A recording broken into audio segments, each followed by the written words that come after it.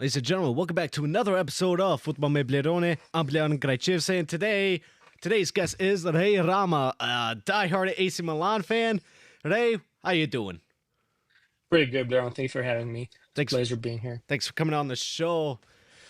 Yeah, it's been a crazy season in the world of football. Portugal won the UEFA Nations League, another trophy for Cristiano Ronaldo. The 2-2 draw that ended at the end of extra time. Portugal won 5-3 on penalties, including a goal scored by Ronaldo during normal time. Impressive for a guy that's 40 years old. I mean, you see this man and he's like, wow, he's going up against crazy youth talents like Lamine Yamal, and then he just wins another trophy. Yeah, it's very impressive. And the funny thing with Ronaldo is both finals that he's won, he's actually gotten injured. I guess he won another one because it's his second League of Nations trophy. Yeah. So he played on one. But to me, it's funny. I remember when Portugal played Spain during the World Cup. I believe it was either the World Cup. No, it was the Euros, actually. I think it was Euros 2012. Spain played Portugal in the semifinals, and Ronaldo didn't get to shoot a penalty because he was last. Like they put him last. So like Uh, by the time that it was time for him to shoot a penalty, they had already lost. So I remember Spain and Portugal, they've had history in the past, like playing against one another. It was a yeah. good game, but Yeah. I was rooting for Portugal. Which team were you rooting for? Yeah. Honestly, I was going more for Portugal. Yeah. I mean, it's like one of those things where, like, you see Ronaldo, he's playing that, in Saudi Arabia, and you don't really see a lot of from him. But when he's playing for Mm. Portugal, you really want to see him win something. Yeah. You can definitely tell that he's lost a step. Like he's not the same, but he's still effective just by him being there. Like he attracts a lot of attention, so he makes good runs sometimes without the ball. So it was fun watching. It's always good when like the greats win. I'm one of those people. I don't care about the Ronaldo versus Messi thing. I've always been like, they're both great, but they're like ice cream flavors. Some people like vanilla, some people like chocolate, but they're both great. You can't you can't like knock them. That's how I see it. Yeah, yeah, it was a crazy match. I mean, even Spain had a crazy run in the semifinals. That insane match against France that ended 5-4 in favor for Spain. I mean, it looked like Spain were going to demolish France, but France literally fought till the end. Yeah, it looked like to me like Spain kind of got rid of they didn't step on the pedal like full on. They kind of let go a little bit at the very end, and France was able to score like two goals like back to back. Um, watching the game, like the result is not. That's why I say like sometimes if you just watch the box score, it's kind of not really representative because if you watch the game, Spain dominated Oh, them. 100%. And then you watch the score, you're like, oh, this is the close game, and then you look at the game, and it's not even close. So that's how football is. You got to watch the whole thing. That's what I Yeah, love. I love it. Blaron, that's what separates good fans that are real fans versus people who are trying to get into the sport. Because yeah. the American public, they're used to basketball and football, where there's a lot of scoring and a lot of highlights. Sometimes with football, you might get like one goal, but there's a lot of things between the lines that you gotta like, oh, that's like a good move, or like he dribbled. Look at this pass, the way he controlled the ball. Those are things that nuances that if you didn't play or watch the game, you don't really understand and you get bored. Yeah, So I a lot of mean, people get bored. one perfect example from this season was during the Champions League when Liverpool were playing against PSG. The first game, PSG dominated us most of the game until that goal by Connor Bradley, which made us win the first leg game. Of course, second leg match we lost in the penalty shootout. Yeah, I mean, the football, it's just kind of like common themes that, one or two moments can dictate the game. And that's why great players are valuable. And that's why I've always been a good defender of Ronaldo playing for Portugal because like he just needs one chance. Like he's not gonna play for like most of the game, or he's not gonna be active for most of the game. He's gonna be roaming around, but he needs like half a chance and he'll score. And that's how Ibra was for AC Milan. Like he was old as shit when he was playing, but he was still getting in the game because he needed half a chance, like a free kick or something like a corner. He would like test the ball down and like just flick it to the runner on the wing. So great players make always like good plays, and they don't need a lot of time or touches with the ball. Yeah, and speaking of Ibra, before his retirement, despite him being old, he still won a Scudetto during his last years at AC Milan. Yeah, he did, and then I think Ibra is getting a lot of bad rep right now because a lot of ultras, like of fans of AC Milan now, they are against him and Cardinale and like the whole board of AC Milan now. Even since they fired Maldini, like after they won the Scudetto, it's been kind of downhill. And Ibrahimovic has been very active in making decisions. And to be honest, all the decisions have flopped. It's reminiscent. I don't know if you follow basketball, but Michael Jordan as a player was great, but as a GM, he was horrible. And he's a GM of the Hornets, which is the team that is in Charlotte, and I live in Charlotte, so people don't like him as a GM. And the same thing with Ibra. Like as a player, he was amazing. As a GM, he's been horrible for AC Milan. Yeah, I feel like that happens with a lot of great players where even if they are not like in going like in like the administrators, like even when players become coaches, they don't become good coaches. Infamously, when Gary Neville coached Sevilla, he had a terrible season and lost 5-0 to Barcelona. Yeah, I think it was Valencia, but yeah, Oh yeah, right, it uh, was Valencia. yeah. Uh, Yeah, he had I a you know bad time. I mean, even his old rival who played for Liverpool, Jamie Carragher, who was at that game where he lost that badly to Barcelona, he said on Sky Sports and quote, "I actually felt sorry li- for you, mate."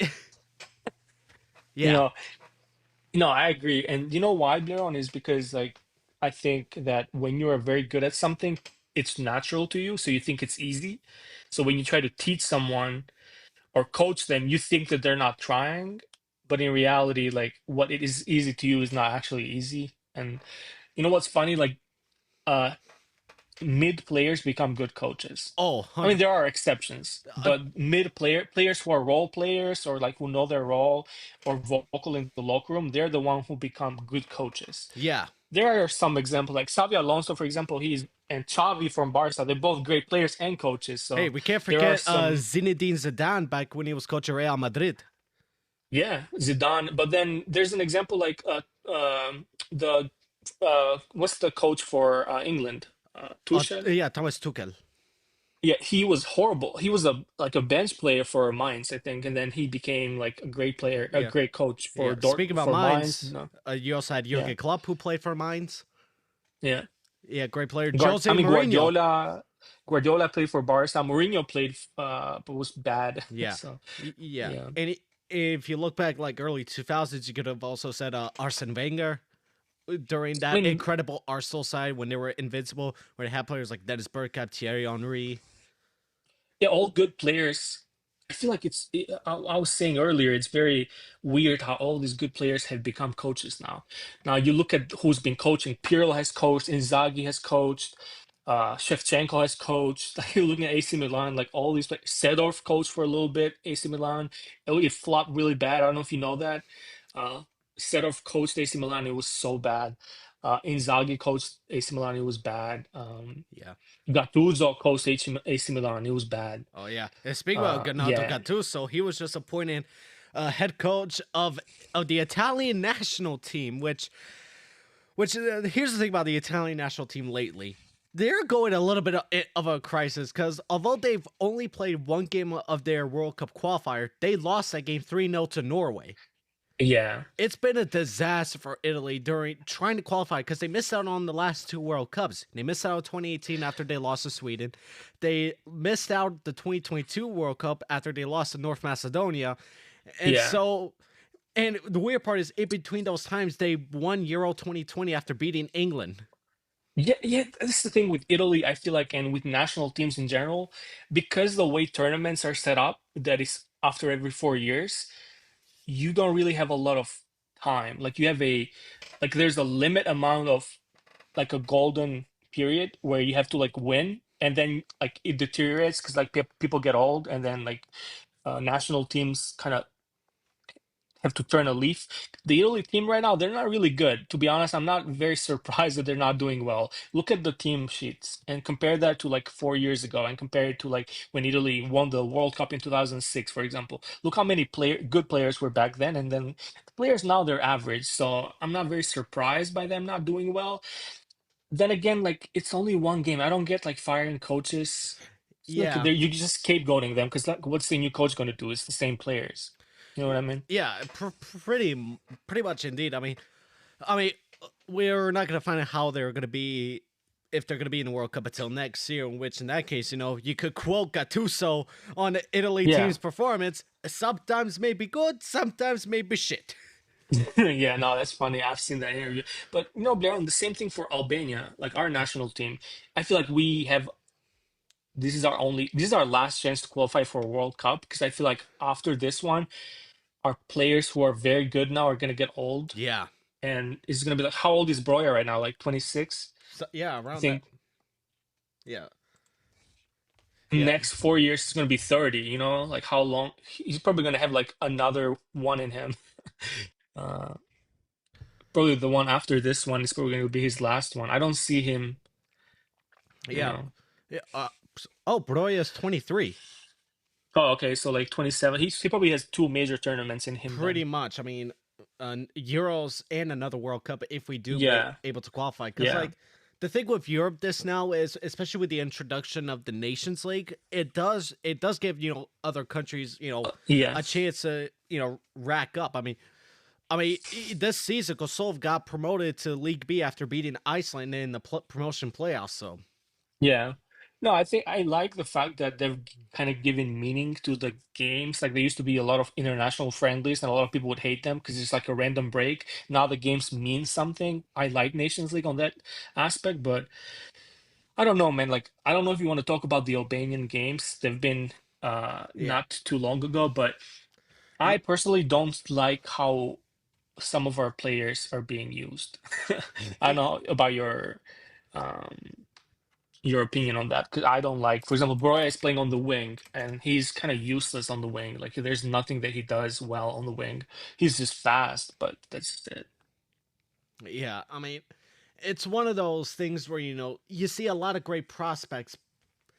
Yet it, I feel like there's a little bit of a chemistry problem and a little bit of problem with recruiting because we had the disappointing results.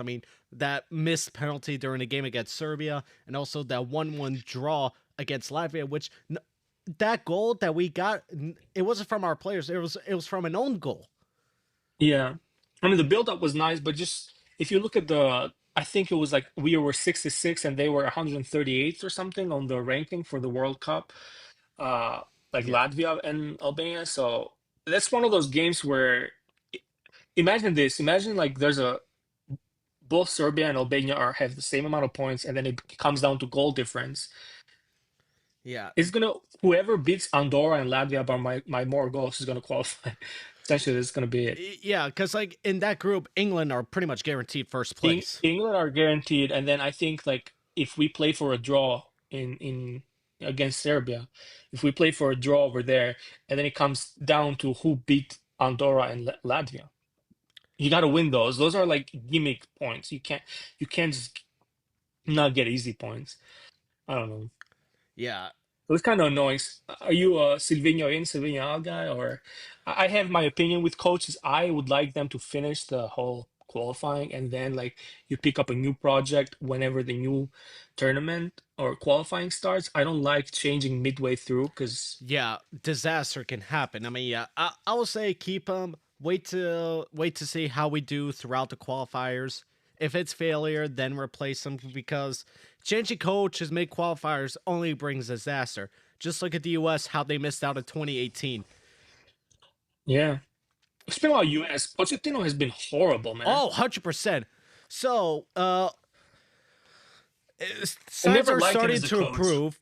However, during the past two friendlies that the U.S. played just on the eve of the Gold Cup, they lost both of them. They lost 2-1 to Turkey. And Yeah. the second game, they lost 4-0 to Switzerland, in which all four goals came in the first half. And then later on, Pochettino said the reason why the U.S. lost is he didn't pick a good squad. I think one thing So Pochettino was trying to do is try to like put in more MLS players, but he I saw he that. he admitted himself that he messed it up. So yeah, So the Turkey game, I saw the Turkey game, and it was a lot of players who don't really get called. It was like very like young players. The game against Switzerland, it was a little bit more of a mix. It was some players who had caps for the US and then some new ones, but still, like it's not like Switzerland is like I don't know Spain or France. yeah, They're kind of like a average team. yeah, but It's they one could of be those a teams that dark you're horse. They could be a dark horse in It could tournaments. be a dark horse, but I think the US is aiming to win it, right? I don't know. I think they should At, go for it. at this point, if the form continues to be mediocre, I only see them going into the semis. I think it's just like, here's the thing about draw, it's all about matchups. Like if you get matched with like a team, I remember, you remember Costa Rica in 2014 World Cup? I don't know Ooh, if you remember. I don't So really remember that World Cup, Costa but Rica was like very like I mean, it's a small country, but they didn't have like a lot of star players. I They had think, this Arsenal player Campbell, who was very good, and they had I forgot whoever their captain was, but number 7, tall guy. They made like a big run and lost to the semifinals, but they were like one of those teams that you would have never yeah. expected to make it that far. I mean, So yeah. I mean, the one notable player was their goalkeeper at the time, Keylor Navas, who won several Champions League with Real Madrid. yeah, he is good. But I remember Campbell. This was one of those people were saying that he's the next big thing. For he used to play for Arsenal as well. Yeah. Like he kind of flopped. I think he went to Galatasaray. Like as all players, I feel like all the failed wonder kids they go to Galatasaray or like Besiktas or something. Yeah. Yeah, because like looking at the current Gold Cup, I mean, despite the 4 losing record, U.S. did beat Trinidad and Tobago 5-0 during the opening group stage matchup, in which in the U.S. in their group they just beat Trinidad. They have 2 other games against Haiti and then against Saudi Arabia, who got invited into the tournament. So let me stop you. I thought that whoever hosts qualifies automatically. Isn't that not true for this one? Not really for the Gold Cup. Well, this is the group stage of the tournament. This is for Gold Cup. It's not the World Cup Oh no no qualifiers. no no! This is the Oh, okay, Concacaf okay. Gold Cup. Yeah. Oh, okay. I thought you were You saying this is the World Cup qualifiers. I was like, what? yeah no no yeah. Yeah. Yeah, I mean, the U.S. I only see 2 realistic opponents that the U.S. has within CONCACAF, and that's just Mexico and Canada. Yeah, Close, because I close think one. I mean, another one I could see is Panama, who did beat the U.S. In the semifinals yeah, of the they CONCACAF Nations celebrated League. too, like in front of Henry as well. Yeah, in front of I Thierry remember. Henry, Yeah. where the goal scorer literally shouted to him in Spanish, "You're my idol." Yeah. No, I think that was one of those, and I think a lot of political stuff was going on at the time. The U.S. trying to annex the Panama Canal and all that stuff. So it was like Yeah, and that also happened with the third place match loss against Canada, which Canada, which is the tariff things. Yeah. yeah, it was a little bit of a crazy match. I mean, I yeah, because the way the Gold Cup works is there are 4 groups. Top 2 automatically go into the quarterfinal. So Hmm. simple as that. Right now, as it stands, U.S. are first in their group, 3 points, just above Saudi Arabia. I think it's a goal difference. So This is so weird. Like, why is Saudi Arabia playing? not enough teams in Concacaf. Okay, well, there's a lot of teams like Yeah. smaller teams you can Yeah, invite. but the same thing happens with a Copa America where CONMEBOL doesn't really have enough teams to make a full tournament. So occasionally they'll invite Mm. teams like last year, they invited the U.S. and I do believe they also invited Mexico. Yeah, but that kind of makes it's like, what if they invited like Moldova or something? You know what I mean? Yeah, That's the equivalent of like Saudi Arabia. Saudi Arabia is so far, it doesn't even make sense geographically. Yeah, yeah, but yeah. It's just like, how do you especially feel? with this Go U.S. ahead. team, it's gonna be a really hit or miss because like one mistake I saw Pochettino did was the same mistake Greg Berhalter did during the qualifiers of the 2022 World Cup, where when the U.S. first lost to Canada in since the 80s, at that point he said that the U.S. dominated. Berhalter put the sights on himself for criticism. It's Mm. like, how can he be dominant in a 2-0 loss against Canada? Pochettino was doing the same thing, saying that he believes this U.S. team is going to be good in the World Cup. I'm not sure if losing 4 games in a row is a good sign. Yeah, it's kind of like what separates your subjective, opinion and facts. The results are what they are. You can't. At the end of the day, it comes down to results. You can play better, but Yeah, uh, if you lose, it doesn't really matter. Like the I mean, history books will say you lost. yeah, So I mean, it looks like you can't really take the Spurs out of the man. Hey, speaking about Spurs, Tottenham just fired their manager. Ange No, Postecoglou got sacked. it's because yeah, that's crazy. He won like a first trophy in like how long? 17 Like, years. yeah, that's crazy. Yeah, he was correct. He did. Magic does happen in the second season. Fans were Yeah, actually waiting for a third season, but but the Tottenham management decided to sack him. yeah, that's weird. This is the thing with like management. What At the end of the day, one team can win the league, right? Yeah, One team can win the FA Cup, like one team can win the Champions League. But how do you judge how successful someone's season is?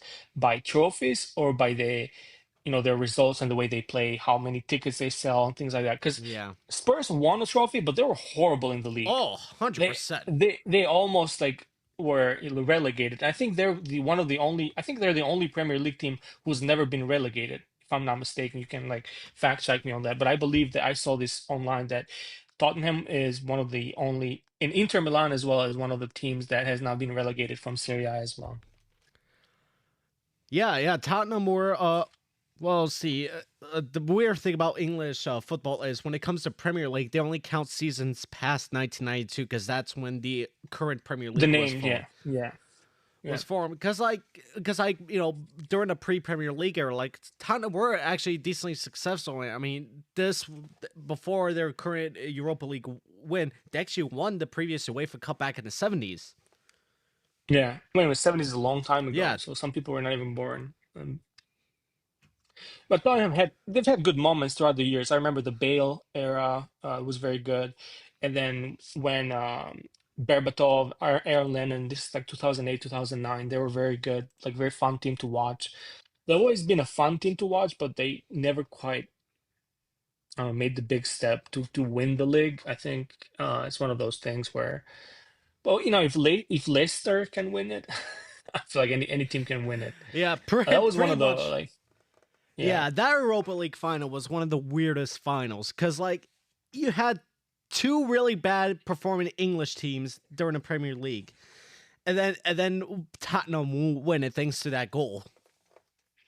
Yeah, I don't. It's another thing. Like Man United, I don't get it. Like on paper, they're good. Like they have good players. It's not like they have horrible players. They don't have great players, but they don't have horrible players. But they just can't perform for some reason. I feel like it's a curse or something. Yeah, I mean, yeah, especially with Manchester right now, like they're going through a lot of bad troubles. I mean, mostly financial problems because, like, the problem with Man United back in the day was after Sir Alex Ferguson retired, they Mm. never truly found a real replacement for Ferguson, where the only solution that they really did was they just overspend their money. Now they're biting the bill on that, and they have to make serious financial cuts. Yeah, I think they bit more than they could chew, and those are kind of the ramifications of that. Blair, like, how do you feel about the World Cup, the clubs World Cup? I don't get it. Yeah, I I mean, feel like it's another US thing trying to, you know, everything the US touches, they try to like spin it and make it their own.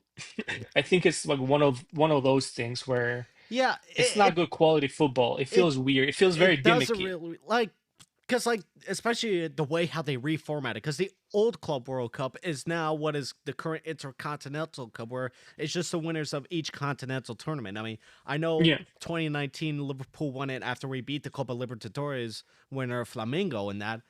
But like that was like just before the end of the year, and it was like 2 to 3 matches for most of the teams.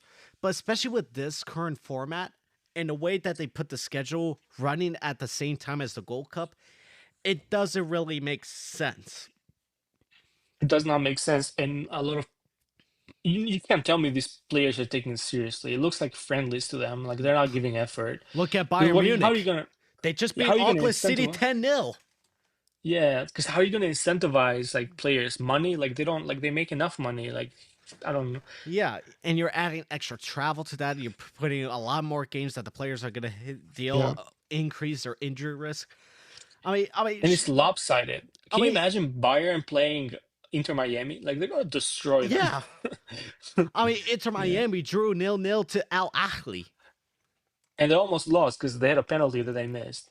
Yeah, in which Al Ahly is like the most successful team in the Egyptian league. Yeah, I saw that. Yeah. It's gonna be weird in Yeah, my opinion. yeah. Who do you think? Who you got winning? I don't really know. I mean, maybe Mbappe can finally win a trophy for Real Madrid after this terrible season he had. I mean, on a personal note, he had a good season. He scored 40 goals. I think it was like he broke the record for most goals in a single season for a Real Madrid player. Yeah, but the thing is, like Real But Madrid, they're trophy they hunters. signed him to win. Yeah, they signed him to win. But I feel like you know but that meme with Trent, yeah, like where he like watches on the background, like Real like lifting the trophy. You know that meme? What I'm talking yeah, about? Yeah. yeah. I mean, because like the thing about Real Madrid is he would have won it, but they lost the Supercopa de España to Barcelona, and they also lost the Copa del Rey to Barcelona, and lost twice in La Liga to Barcelona. And the team he left, PSG, won the Champions League. Yeah. He could have stayed and won the Champions League. And same thing with Ibra. I remember Ibra in 2009, he was with Barcelona. No, 2009 he was with Inter, and then he left Inter to go to Barcelona in 0809 summer. Then Barcelona won. Wait, how was it? No, no. Barcelona won 2009, but So yeah, so he was at this Inter. happened He was several at times with Ibrahimovic. First with Barcelona, then with Inter Milan. Right after he left, they won the Champions League. yeah, something like that. Yeah, I remember that. Think it's unlucky. You know, we you got to look at a list like who are the best players who have never won a Champions League. Oh, You can find some very good players yeah. in that. Ibra will be one. Buffon, Gian, Buffon never won. yeah, Yeah, Gianluigi Buffon. I think, yeah, there's so many crazy players. I would say right now Harry Kane is a good one that hasn't won the yeah. Champions League. I mean, he just won the Bundesliga. You think Kane is like world class? Not I think he's a good player. I don't think he's world class. Really? I feel like he could change the team. Like if Liverpool signed him, that's a good signing. Yeah, but speaking about signings, we just signed Florian Wirtz. I don't like that. It's an L signing in my opinion. I feel like he's overrated. Yeah, I How mean, do you how do you, I was a little shocked to see us signing My thing is because, like like, who you guys got to sell somebody then, right? yeah, I mean, I'm most likely we're gonna get rid of let's see, Darwin Nunez Nunez. and Jota, Yeah. Diego Oh, Jota. Nunez, I think is going to go to Napoli. Napoli's are making they're making a very good team. Oh yeah, I think Napoli. Wow, so. KDB, Nunez, McTominay, they won Lukaku. Serie A, Yeah. beating How's they beating beating Inter by a few points? Yeah. which I guess you do have something to celebrate. Inter losing. Inter. I'm not like really like one of the things with me. Like when domestically, I'm rooting for AC Milan, but anytime an Italian team is playing internationally versus like if AC Milan is not playing, I'm rooting for the domestic teams. For example, in 2015, I was rooting for Juventus to win in the Champions League final, and then I think 16, Juventus made it again. I was rooting for them as well. Yeah. They got obliterated, but Barcelona and then Real Madrid 3-1 and then 4-1. I remember the game. It was crazy. Yeah, I'm kind of like the complete opposite. Like, if I see a rival team, I just want them to lose. So you're like on a hate watch. On Pretty hate much, watch. I'm just on the hate watch. I mean, I really enjoyed Spurs beating Man United, so But what's Liverpool doesn't really. I mean, I guess your rivals are Everton, right? yeah, Everton is one. Because the Mansfield Derby. Yeah, Uh, yeah, but you got what's the yeah. Merseyside hatred derby. level towards Man City? Like if you were to compare Man City, Man United, Chelsea, like who do you consider like a rival? I would see Manchester City as another rival just because of the rival of the two cities in general is one of them, And and Manchester and Liverpool. and yeah between Manchester and Liverpool, and also how past few years the title race has pretty much been Liverpool versus Man City. Yeah, it's been. I was very surprised by Man City. They underperformed. Like they, Yeah, that's an. I they don't know how to lost the describe it. FA Cup to Crystal Palace. Yeah, Yeah, Palace is a decent team, but still, like you can't lose that final. yeah. I mean, it was a very disappointing season for Man City. It felt like how when you did you play sports at all growing No, up? no, not really. I was more of a behind the Okay. scenes guy. Well, I played sports, and you know when like the coach loses the locker room, like the players don't respect him, and you can kind of sense it. Like when you're in the locker room, you can kind of like this guy Yeah, doesn't know what he's talking. I feel like that's what players were doing with Guardiola. Like they kind of were like tired of him, and we forget that these people at the end of the day they're human. Like they're going through personal stuff, and Guardiola was going through a divorce at the time. yeah. But apparently So like things turned out for the better. Apparently they're back together. yeah, but like while they were losing, he was Yeah, going through like it. So. there was some drama at that time. Yeah, so and he was like getting out, and you see him like with scratches and everything. Like I feel like he Yeah, was fighting player. It's very, very weird. And then he was going back and forth with journalists and stuff like that. yeah. Do you remember he was memed? Because Yeah, it was a crazy time seeing Manchester City during that time. Man. Another team that goes to see possibly be just a title race contender against Liverpool is Arsenal. yeah, Yeah, although Arsenal past 3 seasons just second place. yeah, Arsenal is for a time they would be like that team that will always finish fourth. Like Yeah, Wenger kind of like mastered it. Like he was like, "Oh, we're good enough to finish fourth, and we're not gonna even try." So they always just like do good enough to finish fourth and not even try it. And then they were not even finishing fourth for a little bit. But yeah. they were a fun team. You remember, a lot of people forget when Leicester won the league, Arsenal was second, and they had a very good year. Wait, I This thought was that when Tottenham was second. I think it was Arsenal, no? No, no, I recalled it was Tottenham Hotspur. They were third then. No, no, actually, you're right. Yeah, oh yeah, they were second. Oh, they were just above by a point. Yeah, because I remember. I was like, Yeah, it was because in that season, Tottenham were in the title race against Leicester. yeah, they lost at the last game. I think Hazard scored like that goal. And Yeah, it yeah. took a Chelsea win for Leicester to win the title that year. But look up that year, one of the few games that Leicester lost and got dominated was against Arsenal. I think Arsenal won 5-2 or something, and they were very good. You remember, that famous goal where like they did the one-touch football against Norwich and they scored? See, trying to find that Leicester loss right here. Yeah, but yeah, that was a crazy season. Cause like Yeah, that you was like one see, cause like you see the Leicester manager. What was it? Was year. Yeah, and he was so humble at the beginning, and then Yeah, they just kept on going, and then voila. I think Vardy was going for the record, like the most consecutive goals. Uh, Actually, he broke it against Man United. That's another like crazy run. Vardy, like from where he started to what he ended up being, he would just like chug a Red Bull and smoke cigarettes before the Yeah, game, and then yeah, no, yeah, but that's very yeah. impressive. Jamie Vardy, a crazy success story, and even before he signed for Conte as well. Leicester, I mean, he was a bit of a bad boy where he would literally play matches while wearing a police tag on his thing because he got into trouble. Yeah, like I think he played for Fleetwood Yep, United, Fleetwood Town, Fleetwood Town. and then Leicester City then signed him in a non-league record transfer of £1 million. He just was fast and he just in the right place at the right time. But you remember Conte, like that was his moment where he kind of burst into the scenes, Oh and yeah, then N'Golo Kante. the next year Chelsea signed him and Chelsea won the league. So it was like he had a back-to-back Premier League winning season. So Yep, and then Conte very won the impressive. World Cup with France.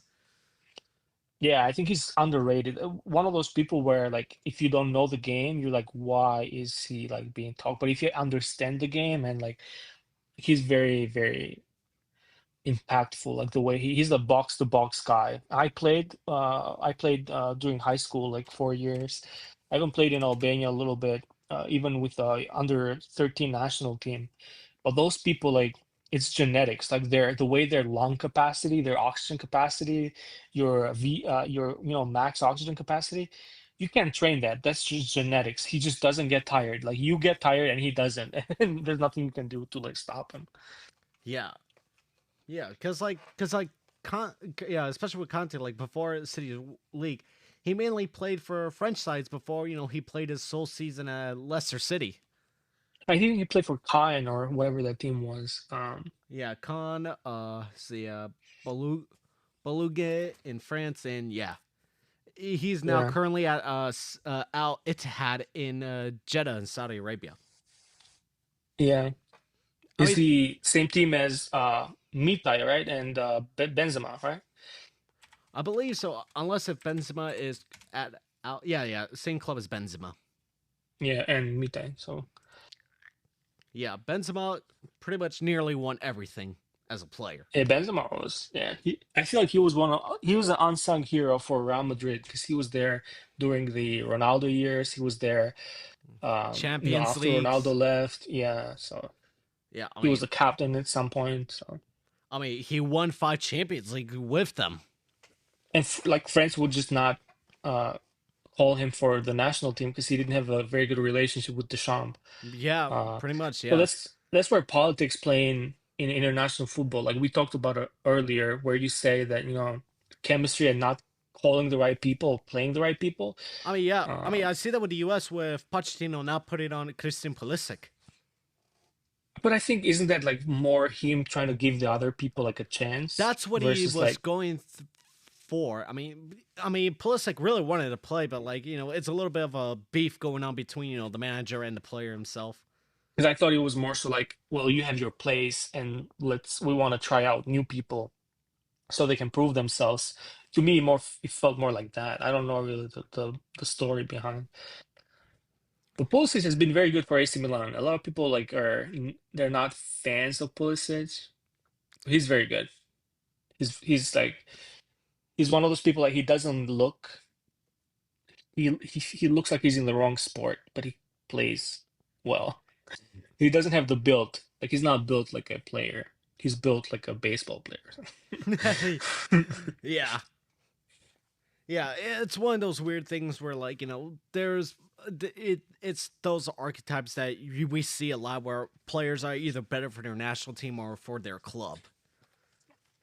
Yeah, that man, there's players who like they're so good for their club and then they go to the national team of their ass. Like Dybala was one of them where Yeah. like he was amazing at Juventus, but then for some reason he didn't work out with Argentina. Yeah. But he still won a World Cup, Yeah. Dybala. Yeah. But Yeah. he And, never and quote unquote England's golden generation was exactly like that. Steven Gerrard, Frank Lampard, Lampard, yeah, Rooney, yeah. Scholes, But even Belgium, kind of yeah, similar. Eden Hazard. Yeah, De Bruyne, Lukaku, all those Yeah. players. Yeah, it's one of those crazy things that makes international football completely different.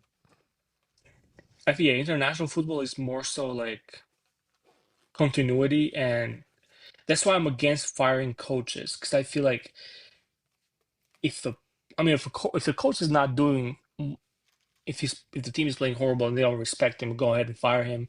But continuity is so important. Like teams who have played with each other for a long time under the same coach, they're more equipped to win versus like someone who started coaching midway through the tournament qualifiers.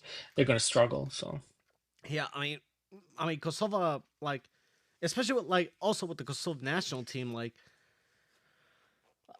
they kind of made a mistake when they first fired Bernard Chaland, who was the only manager to give us a 15-game unbeaten streak. I think I've kind of followed the national team for Kosovo. There's a lot of players who the public say that they're great and they need a chance, but they never get in. They never get playing time. Yeah. Uh, how's that? Like, how do you feel about the team? Like, is the coach like selecting the best 11 out there, or do you feel like better players can play, get a chance? Because I know Murici he plays right. He's very good with that Murici. Oh yeah, Murici, Rashica, Zagrova. Rashica.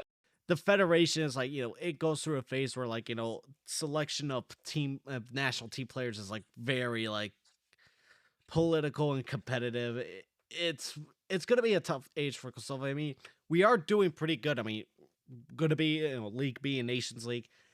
Yeah, it's one of those things where especially after Shalond stopped being the coach for us, that's Mhm. when things kind of went for a bad road. How do you feel about the teams merging? Uh, the manager. the national teams like merging. Between Kosovo should be. Albania and Kosovo. Yeah. I mean, it's sort of like where Kosovo kind of gets a reputation of being the Albanian B team. No, I feel like it's the opposite. I feel like the good players, I guess you can kind of say it that way. I feel like the good players from Kosovo, Duka and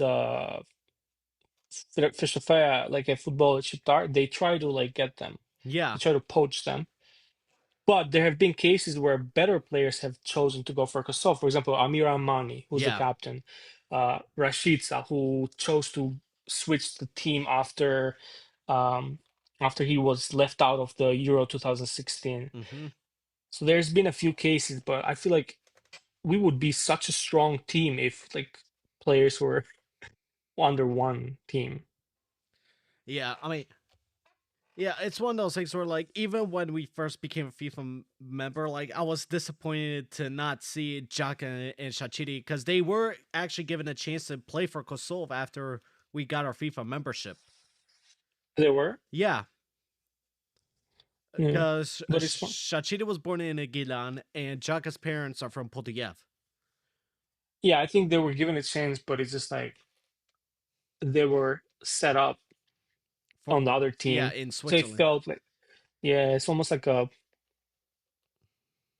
It was one of those things where they would get crucified in Switzerland. They would just like their career would have been ruined essentially Yeah, yeah, as that a happens a lot with a lot, the Western European teams where they get. like Germany and Oh yeah, look at Germany with Switzerland. Mesut Özil. Yeah, but there's this guy Gruda, I think is his name. He got invited by the Albanian national team, and he said that I'm gonna come to the Albanian national team if the German team doesn't offer me a chance to play for them. Yeah, So essentially, Germany is his plan A, and then if they turn him down, then he's gonna settle for, which I think that's such a bad thing because like if he settles, then he expects to play yeah, for the you know what I mean? Like he feels like, oh, I'm gonna come to the Albanian team, and then he comes and he doesn't play for the Albanian team either. Then you know what I mean? I don't know. I feel like yeah, that's how you build.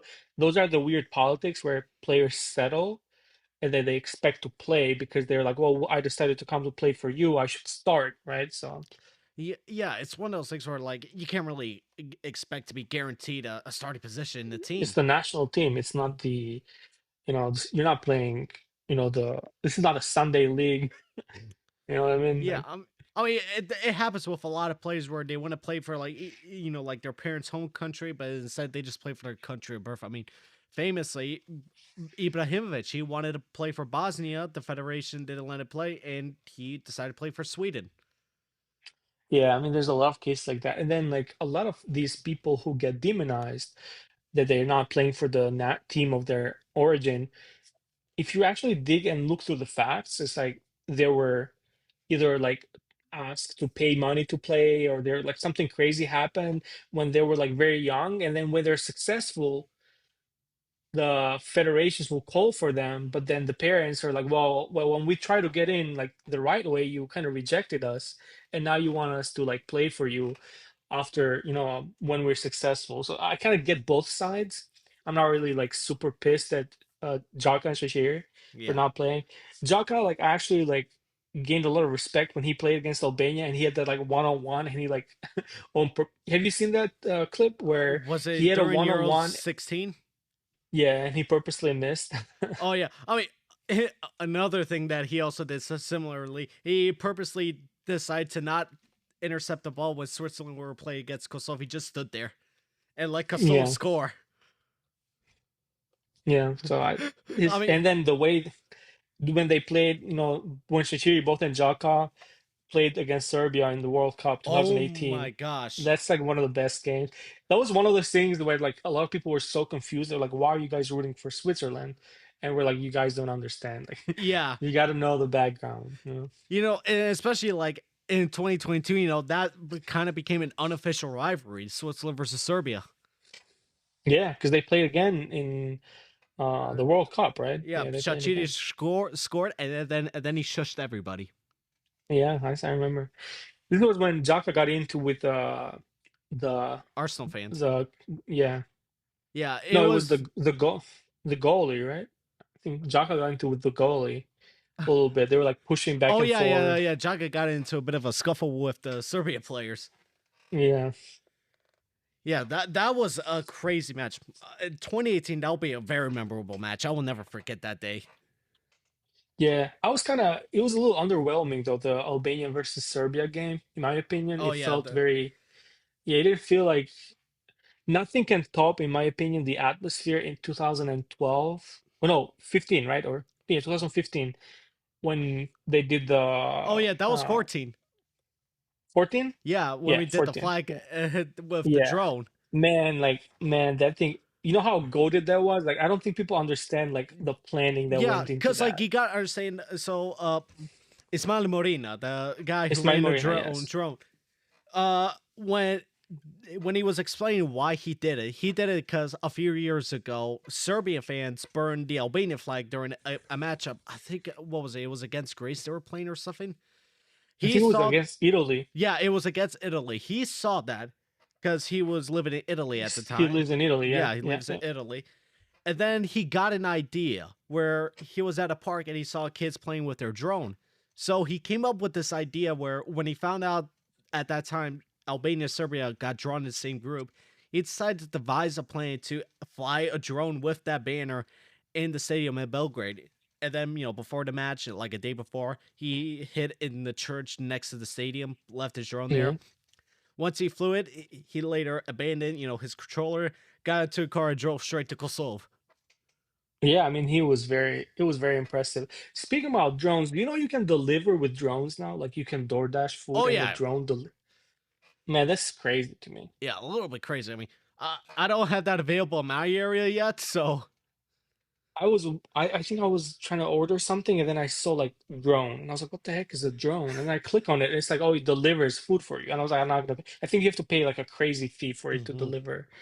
But yeah, it's crazy how far we've come. But yeah. I mean, they're on, I still remember that drone incident day. I was coming out from elementary school, and then I came in yeah. right after the referee abandoned the match. This was in 2014. Yeah, It was 15. It was 15, Darren. no, no, 15 was the game in Tehran. That was I was oh yeah, you're right. You know what? Actually I was in Albania because I moved in the US in 15 in May 2015. So I got to watch a couple of the games, here, but half of the games I got to see when I was in Albania. So this was right when I moved to the US and it was very, very interesting. But yeah, I Yeah, mean, they were throwing chairs, they were throwing it like it was crazy, the yeah, it atmosphere was over there. crazy, and even the legal battle after that. Because what happened was, It went to cost, right? so UEFA originally gave Serbia the 3-0 win. However, Yeah. Albania appealed to the Court of Arbitration for Sport, who changed the decision to be an Albania win and penalized Serbia 3 points in the group stages and made them play 2 games behind closed doors. Yeah, I think that's so as much as we want to talk about De Biasi and like that team of that we had on the Albanian national team, what gave us the green light to qualify was that win. So Yeah, Morina actually like that drone like actually qualified us for the Euros because it was yeah, like one of those because we lost in Tehran, right? We lost two yeah, one in Tehran, yeah, or yeah, 2-0. I don't remember. yeah, yeah. But then, we had better performances against the other teams. We had that away win against Portugal. Yeah, I mean, did we win against France as well? I think we beat France. Yeah, yeah. We also beat France in the No, no, no, no. Wait, France was in the qualifiers because they were hosting the Euros. I don't remember then, but we played France and we tied 1-1 and then we won 1-0. Kache like scored the free kick. I remember that game. Maybe it was the World Cup. Yeah, I know it was Portugal. Oh, it was also Denmark.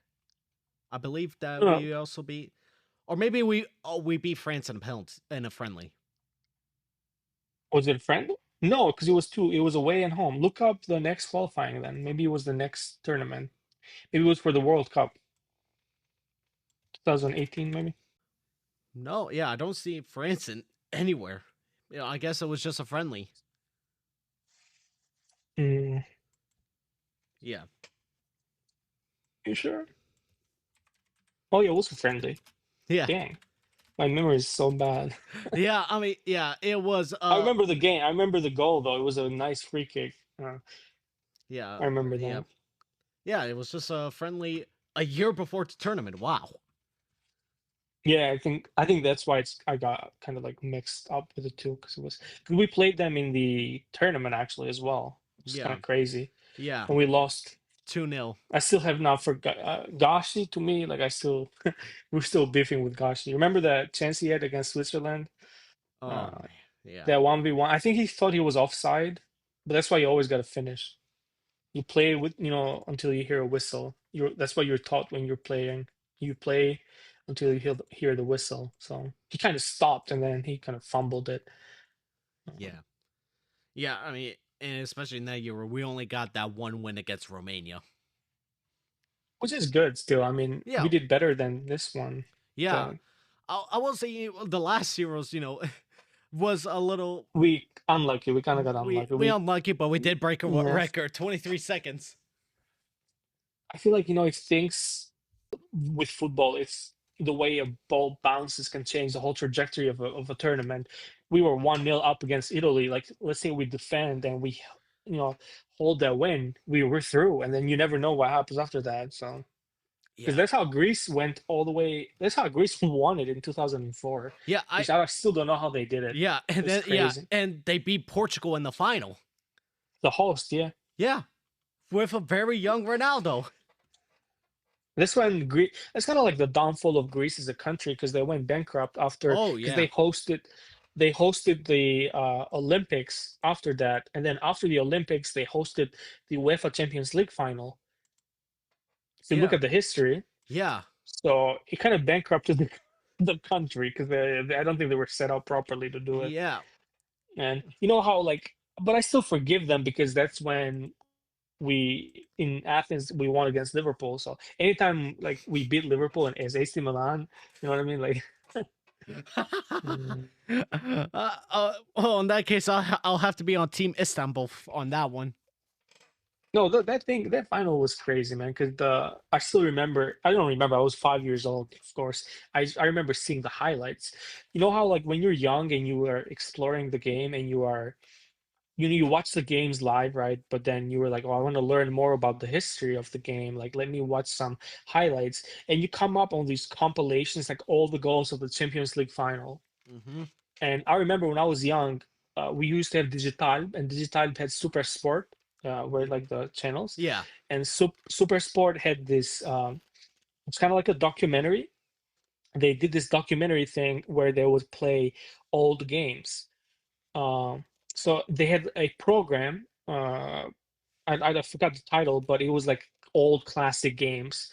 And I remember that's the first time I watched AC Milan play against Man United in 2007. It was a game, it was a recorded game. This was the game when Kaká scored 2 goals. Remember the goal that when he headed the ball down and the defenders. You remember that game? I think I was too young to remember, but I can imagine. I can Man, you gotta vividly like see the goal. so Yeah. that everyone who's a football fan who listens to your podcast, one of the things that I will tell people is like, yeah, the highlights are cool when you look at the highlights of classic games. Go ahead and try to watch the full game. It's just a different experience to like watch these players play. And when I was young, I was like, I didn't really understand the whole Champions League thing.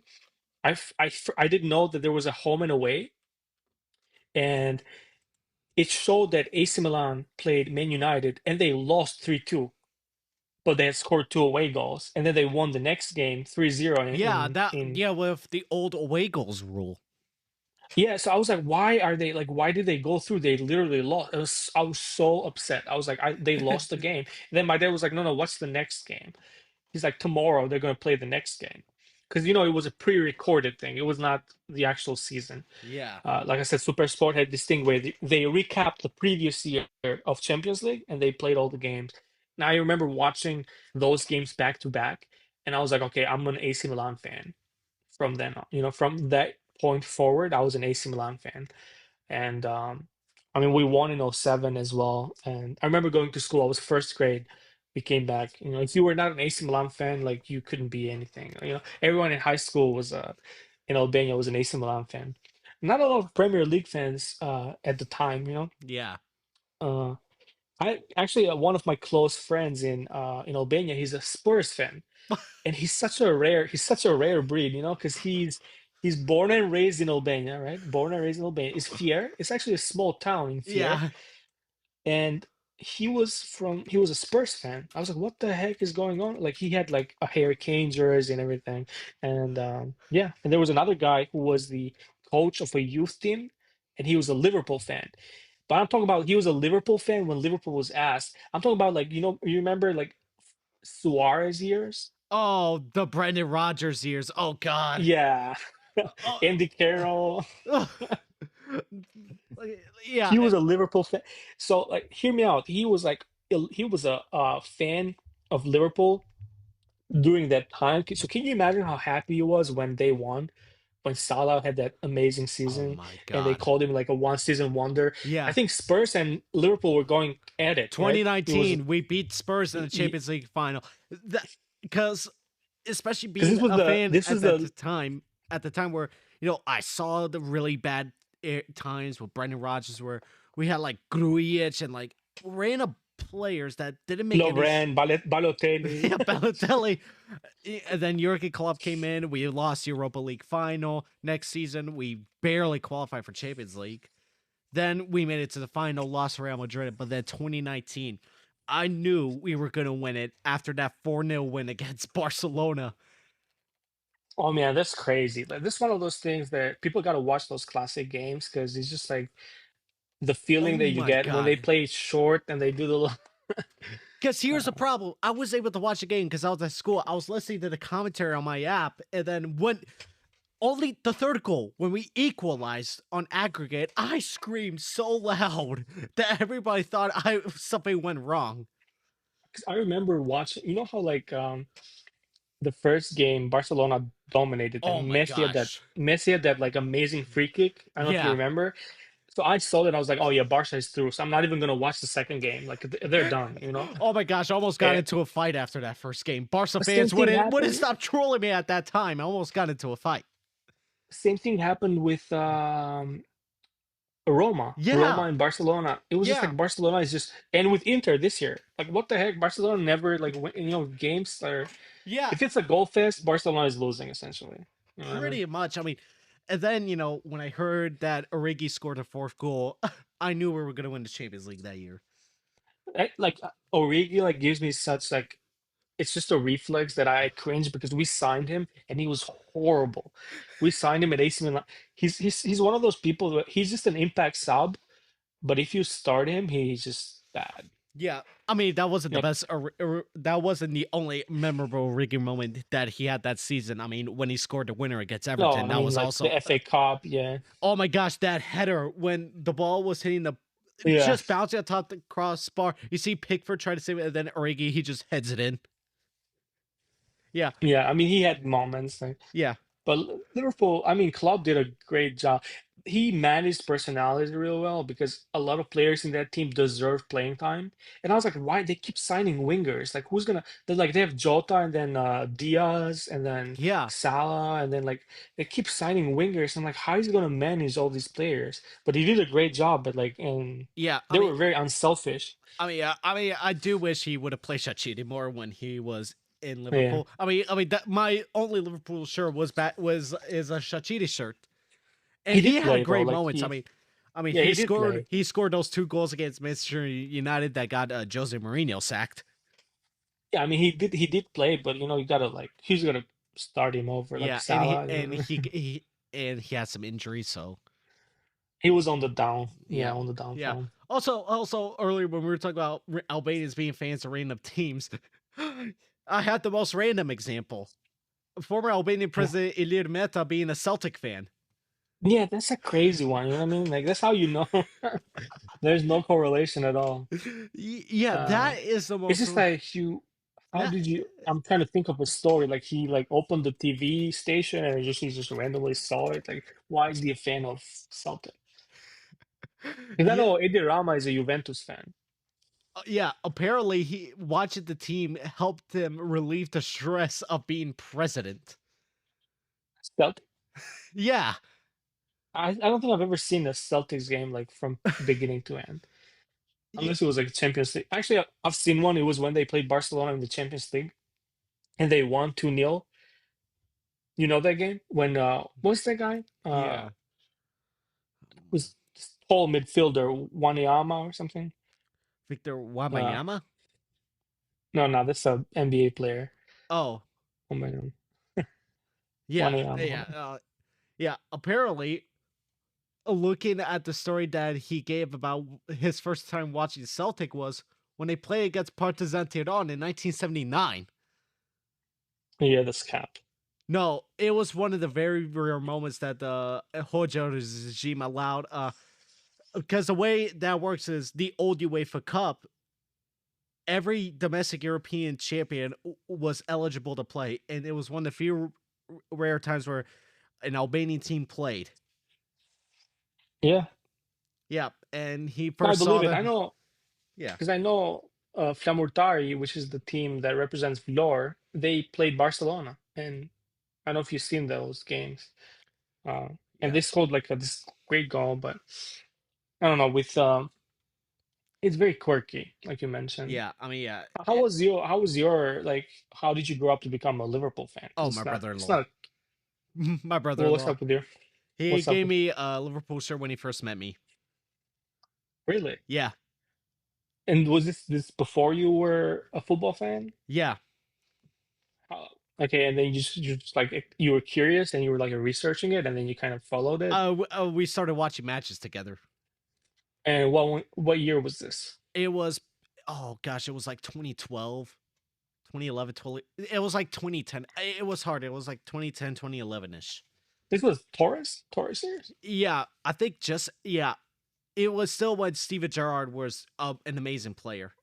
Mm. It was sometime Was this like after before the slip or after? before the slip.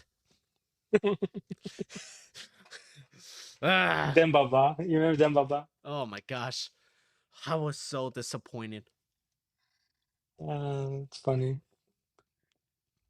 Yeah. I think like AC Milan fan and Liverpool fans, we are used to rough times. You know what I mean? Like nothing can break us because like if you survive Balotelli and like Kevin Constant and like Grujic, Tuso, yes, I mean, yeah, you can Andy survive Carroll. anything. Andy Carroll, supposedly he was like the next big thing in England, and he Nope. never materialized. What a way. Never. Jeez, a bit stupid Like Emil waste of money. Heskey. Heskey was decent. I mean, don't let the KSI videos fool you. Yeah, and I mean he was decent, but he was not an England striker. Come on, man. Yeah, but he did win trophies with us. Yeah. Liverpool is one of those iconic clubs, you'll never die. There's always going to be. That's why I'm very disappointed in this World Cup, like going back to the Clubs World Cup. If you're going to do a tournament in the US, right, and your goal is you don't care about the sport, you care about like revenue essentially, Yeah, and like, well, then why not just invite the most historic clubs? So invite all of them, invite like Liverpool, Man United, like all the historic clubs, AC Milan, Barca, like why are these teams? I get it that they use the 2023-24 standings. Like I get it. It just does not make sense. Like no one wants to go and watch like Al Hilal or whatever. Like yeah, unless you're like an Egyptian guy. But like, can you imagine? Like I don't know. It is called the FIFA World Cup for a yeah. reason. Club But World Cup. Yeah, it's called that yeah, for a reason. But like at the same time, it's like there's so many amazing teams from South America that would like that I would like to see play against. European sides. Like first of all, you got Boca Juniors and River Plate, two juggernauts in Argentina. There's also Santos. A lot of great Brazilian teams I would like to see us play against. yeah. There, I think Botafogo is in, and then Yeah. I know Boca Juniors is in for Argentina. But there's like River Plate is like a good one. Imagine the Club World Cup final being Boca Juniors versus River Plate. I mean, a war is gonna break out in that final. Yeah. No, I think like, have you ever been to like a live Liverpool game? Not yet. I mean, every time when they come to US, they never come to either Chicago, Green Bay, or Milwaukee. They never come So to I those. watched AC Milan versus Liverpool in Charlotte. It was one of those they came and I watched. And I then I think next year was PSG Chelsea yeah, I mean, in if I'm gonna Charlotte. watch a Liverpool game, it's gonna be at Anfield. No matter what, I have to Really, watch it at Anfield. it's the experience. You're right. It's got to be like a derby or something. I Like mean, you're spending the money. Imagine going there and they play like I don't know, like Stoke or something. yeah, but even still, you're at Anfield Stadium. I feel like I don't know. Like yeah, no, I get it. I think it's the experience more so than the game. Yeah, Yeah. I mean, you could also feel say, you may want to see AC Milan in San Siro. Have you ever like thought about doing like study abroad and like kind of using that as a way to like watch a game? Oh my god, I know my friend Joe did it. I mean, for viewers, if you remember Joe Richardson for the last episode, went to several. He went to La Liga games when he was studying in Spain. Have you ever thought about doing that? I did, but I'm too stuck in student media here in Whitewater. What do you mean? You just do a study abroad, just like do a semester. I know, but who's gonna commentate on all those games that I got that they saved for me? Oh, it's like a contract kind of thing. Yeah, well, in unofficial deal, any Whitewater soccer game, they make me commentate. How does that go? Like, I don't know if you shared with people before. Like, how does Oh that yeah, go? pretty much I did the auditions, told them my favorite sport, and because nobody else really does soccer, they just picked me. And I know they were gonna pick me because I just like ramble about the sport for like 5 minutes. And I was like, okay, yeah, we're picking this guy. What so is it like a play by play, or do you have a Yeah, play script? by Like, how yeah, do you study? Do you study the game before? yeah. Like, how much Usually, time would you say you put into like each game? Are you studying the players, the team, pretty much statistics? the way our student TV station works is because soccer is really popular among students. They only like broadcast two games. And it's usually double headers, a women's and a men's game. So Okay. it's just that sole game I'm doing. And before I researched the rosters, the team's history, form, previous matchups, and then right before the game, I get the starting lineups and pre-match info I need to say on air, and also a Mm. script when I So introduce do you and like personalize your? Do you have like do you throw in a joke or like an anecdote, or you keep it strictly like just play by play? yeah, usually keep it play by play, but I'll also have a color commentator next to me. Okay, so you got someone else. Yeah. Because what's the guy from Kosovo who Oh, I like did not look, guy. he does the fun. He's like "Li, li, li, li," like he will just like play all this Oh like my gosh. random. Okay. You want to know what he said during when that France versus Spain Nations League? I think it was like Carl Skimmer, Inter PSG, and then No, I know. let's see, I have the actual. I know I have I it think saved. like after Albin Kurti got elected, he said something crazy. It was like Juventus and Inter Yeah, playing, and he was like, "Oh," what he just that like was randomly random. like, yeah. So you are more like to the script, not so much freestyling. For I'm now, assuming. that is. Is your goal that to like commentate for like a uh professional club or a broadcaster? Yeah, that is one of the goals. Because I know you went to a Chicago Fire game recently. Oh yeah, it's in typical Chicago fashion. They lost. I mean, Chicago got cursed after MJ and all those titles in basketball. I don't think you guys are ever gonna win Yeah, the only hope thing. Chicago has is baseball, mainly with the Cubs. Yeah, but I don't follow. Do you follow baseball? Nope. Yeah, I don't follow it. There's just too much going on. I Yeah, thought people go to baseball, they're not there for the game, they're just there for the food and the experience. You know and the what I mean? beer. And the beer, yeah. Yeah, yeah. It's hard to really take that serious. So yeah, yeah. I mean, it was a fun experience. It was definitely different than what I was expecting. Of course, it's going to be different compared to Europe. I mean, one thing I have to go one day is go to like a real proper football match in Europe, but like go to one where with the crazy ultras with the flares. Yeah, I Because I mean, know Kosovo, like they used to have that, especially when Pristina was playing a lot. With the I grew up. Prisat So group. I played for the team in Fier, and we used to go to the games. I actually played in the halftime. You know how like during halftime you have the ball boys playing stuff like Mm-hmm. that. I was a ball boy for them. We would Wow. play during the thing. It was such a fun experience. I got to like be with the players. When they line them up. The small kids who are with them.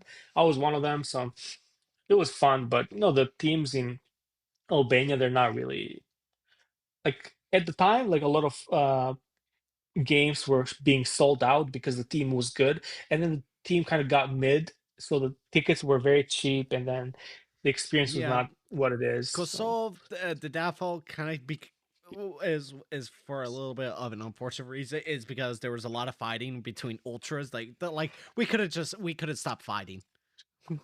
there is fighting. Oh yeah, I mean, yo, if you would have seen 2000s with Plisat, oh my gosh, and Prishin with the ultras group Plisat, oh my gosh, they were nuts. Yeah, I but will say, that's, I think that's fun. I do know their chants. Don't get me wrong, I do know their chants. I mean, some of them are kind of funny. You know, one of them goes, and then perfemna per tu ilash.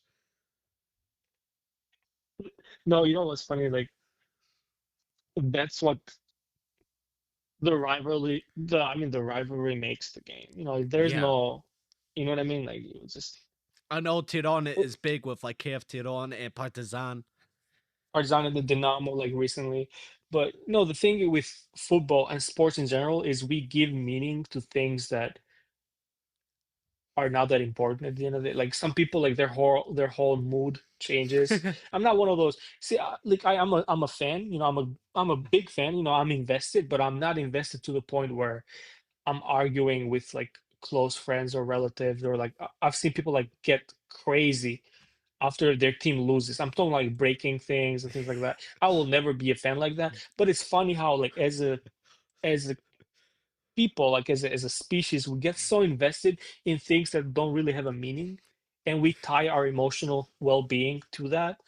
And by virtue, like our physical well-being, because if you're not well emotionally, you're gonna struggle physically as well. So Yeah, I mean, I'm kind of I'm literally like the opposite. Like my mood it can be really can really change depending on how Liverpool do on that day. I mean, it's one of those. I'm one of those fans. You know, I'm one of those fans who can't stop shouting at the TV. It's like Yeah, you it's know, like I'm definitely invested in this. yeah. I mean, it's good to be invested, but it's, yeah, you gotta. I used to think that, if I didn't watch a game, like I don't know, are you a fan like that? That if you don't watch the game, somehow the end results will be affected. But if you Oh watch yeah, it, yeah. It's are you one always of those people? yeah. I could be a bit superstitious. Are you superstitious like that? Yeah. Yeah, I think I am a little bit. I think there's some semblance of truth into that. If you're a fan of like string theory and stuff like that, like if you watch something, it might change how it happens. Like we don't really know.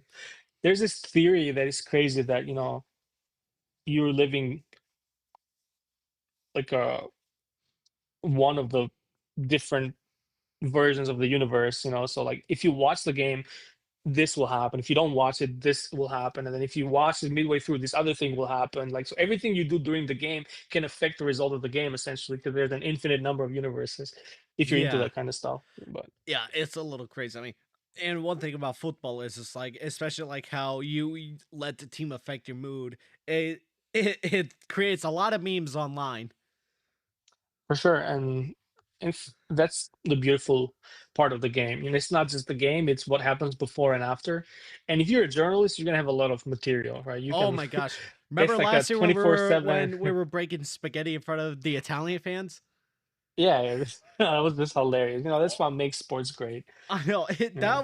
that got viral. That was a viral moment. Like a lot of people were talking about that Yeah. So it's not necessarily like just the game, it's just the whole atmosphere. surrounding, yeah, the whole just the lore behind the game. And then if you're a good journalist, I think you can Yeah, yeah. In that's where you kind fact, of shine. one thing that I didn't really mention was when I went to that Chicago game, that the atmosphere, because it was a doubleheader. First, it was the NWSL, the women's team were playing first. They tied 2-2, and then the men's team lost 2-0. However, in between both games, the fan atmosphere was amazing. Like, they were playing at Soldier Field, and in between the games on the lower level of Soldier Field, where, there's a lot of, the food places, the bars and stuff, there was some amazing like live music, especially like crazy live drums, like, and the atmosphere was amazing. Like you see a lot of people lining up to take a picture with the team's mascot and also buying stuff at the club store. Yeah. The atmosphere was amazing, and I saw a lot of people wearing shirts from different clubs. I even saw a dude in a Swansea shirt. I mean, that's the thing about. So this is another thing that I think is the US gets a bad rap, but maybe not fairly so, that there are not a lot of soccer fans, when in reality, there's a lot of fans. But I think MLS is the fact that there's no relegation, Yeah, that's the it problem. just does a disservice. Because look at this, for example, Charlotte. Charlotte, I'll take it as an example because I live in Charlotte. We used to have Charlotte Independence as a team before Charlotte FC. Charlotte Independence essentially is a USL team, very big following. All these fans, like following it closely, going to every game. And then when they do the expansion, of course, Charlotte FC bids for it, and they are like one of the largest cities, so they win the bid and they expand and they have an MLS team. Now, what happens is all those Charlotte Independence team fans kind of flock and move over to Charlotte FC. So you can't really have like a rivalry. Can you imagine how great it would be for the city if there was like a rivalry between Charlotte FC and Charlotte Oh my Independence? gosh, yeah. But Because because like the the only real USL, one in MLS is the two LA teams and the two New York teams, and that's pretty much yeah, it. but But it's like, especially with like a the lot of the local teams, that could be really beneficial. I think I don't know why the MLS does not have like a releg. I get it that that's not what they're going for. Like I get it, it's just a Yeah, I different mean, strategy. because like the thing is, like the USL is going to have relegation in 2 years. Yeah, but I don't think that's gonna work out. No, because the MLS is not getting on board with it. That's the big problem. MLS needs to join the USL with this. No, because again, USL will not outcompete MLS. At the end of the day, it's gonna be who's going to be the top flight? Is it going to be USL or is it going to be MLS? And I think everyone knows it's going to be MLS. You can't compete. You cannot outcompete money nowadays in football. They have all the Yeah, money, all the investments, all the good players are going to go there. There's going to be uh, a lot of growth for players who are trying to go professional, but they're not quite good to make it to the MLS. So there's going to be jobs for them, a lot of new jobs, a lot of yeah. but I don't know. Brony was fun because we spoke for like an hour and a half, Oh but my gosh, yeah. I That I can is, I can stay for like another few minutes if you want to say something, yeah. but I mean, honestly, it's like I was happy when USL announced they were going to do a promotional relegation system, but the part that made me mad was how a lot of MLS higher ups got are pretty much arrogant about this. It's like you have to join at this point because if you really want to make an MLS a bigger league and possibly generate even more players, because like you get giving them the challenge, you're pretty much making them play better out of fear of being relegated. You could generate great players for the national team, not over rely on the players that we have in Europe and such. It's like it's one of those things where like, especially with the sport of football, you cannot do it the American way because we tried it. 2018, we failed. And as Taylor Twellman said on ESPN at the time, the definition of insanity is doing the same thing over and over again and expecting a different result. I agree 100%. And then well, I just want to add this as well. I think that when you have the reason why I don't think they're doing it is because they are not prepared to have USL teams to represent or to be ready for the MLS. For example, like most of these USL teams, they don't have the infrastructure, they don't have the facilities or the science, whether it's nutrition, exercise science. They're not properly set up to be top flight teams, so you're putting a lot of pressure into those cities to compete. Let's say for example like St. Louis FC goes up, they're a team that can afford playing in the MLS because they're one of the best USL sides. And I think USL, you can count with the fingers on your hand like the teams that are ready for the Yeah. MLS, like it's like 5 or 10. But then after that, teams are gonna struggle to like, you know what I mean? I think that's what they don't want to do. They don't want to have a subpar product, and they don't want to divide the fans. Like I said, they don't want to divide the fans between different teams. They want to concentrate the revenue. For example, the same thing with Charlotte FC. There's two clubs now. There's like a divided fan base. because you're gonna have to choose. You can't be a fan of this. And I mean, some people can, but I don't think it's not Yeah, realistic to like, but like, yeah, it's also the thing where like a lot of those smaller clubs, they tend to be in college towns, and you know, and when you're in a college town in the U.S., when it comes to facilities, because the MLS season is in a different time period compared to the college football season, use the college football stadium. I mean, even the main USL team in Wisconsin, Ford Madison, they could use the Badger Stadium to host yeah. But games. got to remember, it's all a business at the end of the day. Like even the colleges, some of these teams are for profit, so you're cutting into their bottom line. So it's at the end of the day, business and money ruins all things, Yeah, and I don't. sport is not unique to I mean, that. So I don't know. I just wish that the world with like U.S. soccer, I just want to see a soccer game at what was it, Wolverine Stadium in Michigan, where it's 100,000 seater stadium. yeah, And I wish the World Cup final was in that stadium instead of MetLife Stadium in East Rutherford, New Jersey. Imagine 100,000 people at a World Cup final. yeah, I think it's one of those because I think another thing that a lot of people think that the Super Bowl is a big sporting event. They have no idea because they've never watched a World Cup final. Like a World Cup No, final can, and what they're doing with the halftime show and all that crap, I'm not a big I don't fan. buy it. I don't buy it. It's a dumb Uh, idea. it's gonna happen Cause like because it's a before we had a pregame show. You yeah. had a show before the game, while people were getting in, settling down. You had the show going on. I mean, my favorite one in any cup final was, although we lost that final 2018 Champions League final when Dua Lipa was singing in Kiev, that was iconic. Yeah, so the pregame show makes sense, right? It's always been done, like the opening ceremony and all that. Yeah. But I don't get the halftime show. Yeah, it It's doesn't just make very sense. I distracting. mean, one of my favorite Imagine this, right? pregame Like, imagine shows. your team is losing 3-0. Like you don't even have the like you don't, you're not even like you're not gonna enjoy it. No, of course not. You know what I mean? Yeah, and the thing is, like with pregame shows, like one of my favorite opening ceremonies was it was one of the times where they hosted Champions League final in Wembley in London, and they brought out the trophy with the Queen's Guard, holding the trophy, just delivering it. That's what you call a pregame Yeah. show. No, they're very creative. I mean, even I remember 2009 in Rome when it was Man United versus Oh Barcelona. my gosh! Super And creative. even when they were doing the anthem, when they had actually had Andrea Bocelli sing it Yeah, it during was. the So anthem, that was probably one of the most iconic finals. In fact, that was the only Champions League final Messi faced head to head with Ronaldo. yeah. I remember that game because I don't know Messi scored that header and he dropped his cleat and he was celebrating. And I'm telling you, I was in middle school at the time. I was actually was it like 9 years old? Everyone in the like we had a high school. Uh, can you hear me by the way? Oh yeah, yeah. Just repeat what you said. It cut out for a moment. Yeah, because my AirPods kind of died, but Yeah. um, I we had a field behind, and we used to play after school. I remember we would still have our book bags, and we would just throw the book bag somewhere and just play, and we would pretend we were the players from the final, and Oh.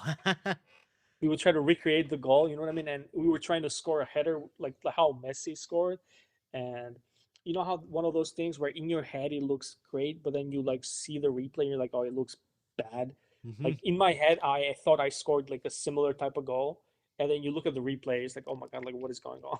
This is Yeah. horrible. Yeah. I mean, that's the joy about this sport.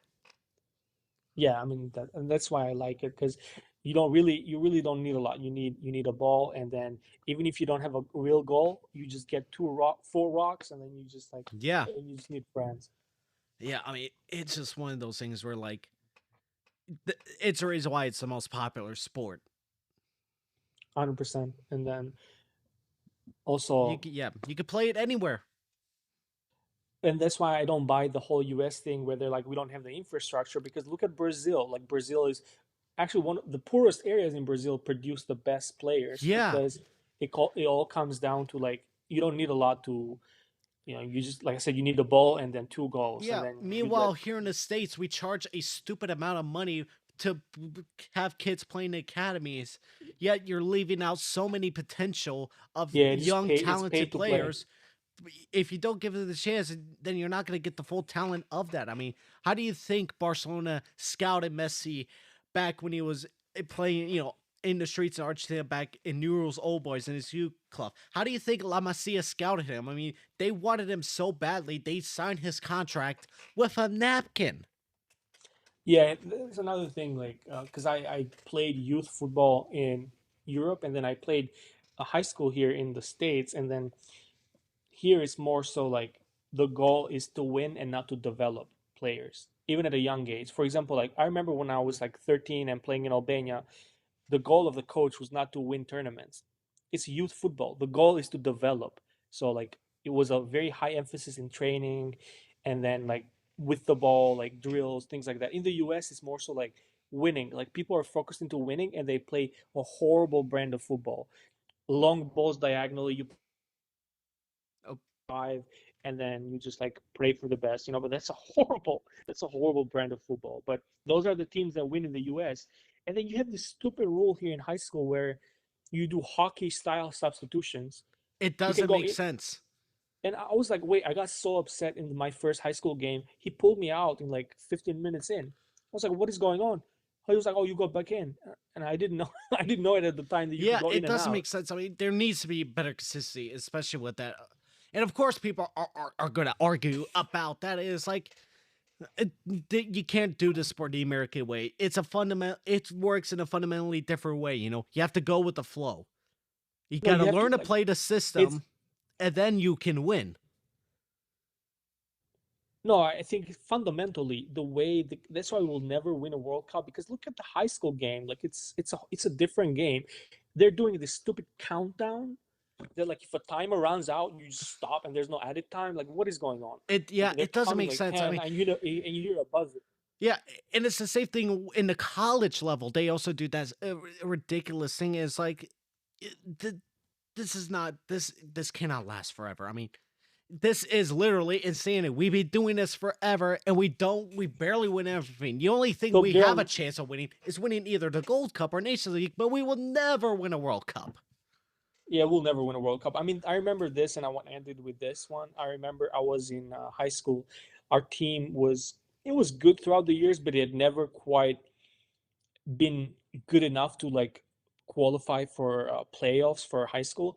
And I remember that year that it was my senior year. It was actually the year before my senior year. I was a junior. We made it to the playoffs, and everyone in the team dyed their hair blonde. They bleached their hair. It was kind of like a dare in the beginning of the season. We're like, if Wow. we make the playoffs, and I remember later on, they changed this rule. They changed this rule before the season that if you tie during the game, there's no tie. It always goes to penalties. So Yeah. so you can either win or you lose. You either win with a penalty or you lose. So there's no tie. And I remember to register for the team, you had to get a drug test done. And I remember I go to this local place. It's almost like a health department. I don't remember. It's like a lab, like a local lab. Yeah. We go in there, the whole team, we get drug tested. It was like a protocol. And I'm talking to the guy. I'm like, I don't understand this rule. Like, why is there not a tie? He said he goes, and he's like this big guy. He goes like, that's how it's supposed to be. You either win or you lose. It's like asking a girl out to go to prom. She either goes with this guy or this guy. She cannot go with both. And that's just Oh and I my gosh. and I was like, okay, bro, you got it. All right, Daron. Hey, Daron, it was good, Hey, man. thanks. We have fun. Oh wait. Yeah.